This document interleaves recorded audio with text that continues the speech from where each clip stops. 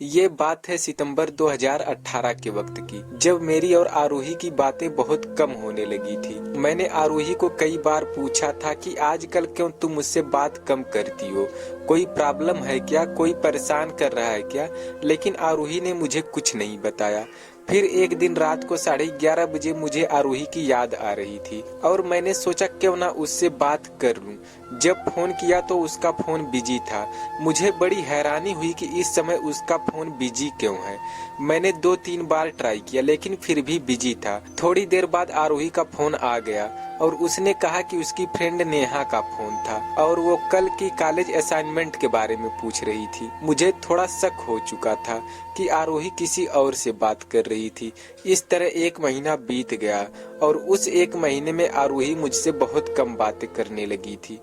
ये बात अब मुझे खटकने लगी थी। एक दिन मैं मार्केट में कुछ लेने के लिए गया था तो मैंने देखा कि आरोही एक लड़के के साथ रेस्टोरेंट में बैठी हुई है। मेरा शक यकीन में बदल गया, लेकिन मैंने उस समय आरोही को कुछ नहीं कहा। मैं वहां से चुपके से निकल गया। घर आकर मैंने बहुत सोचा कि कहीं ये मेरा प्यार एक तरफा तो नहीं। मैं बहुत उदास था क्योंकि उस दिन मैं बहुत अकेला महसूस कर रहा था।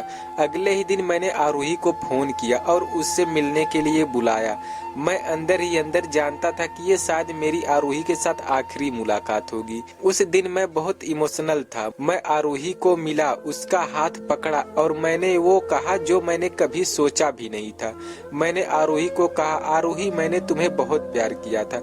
मेरा वक्त, मेरा दिल, मेरी फीलिंग्स सब तुम्हारे लिए थी, लेकिन तुम शायद बदल गई हो और इसमें कोई बुराई नहीं है। वक्त के साथ हर इंसान बदल जाता है, लेकिन कम से कम मुझसे एक बार बात तो करके देखी होती।